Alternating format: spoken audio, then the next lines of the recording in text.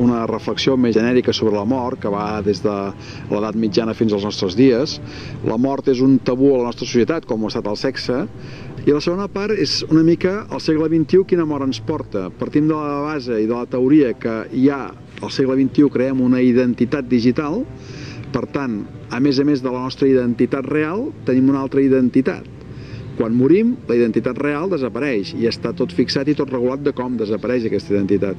En canvi, la identitat digital pot ser eterna.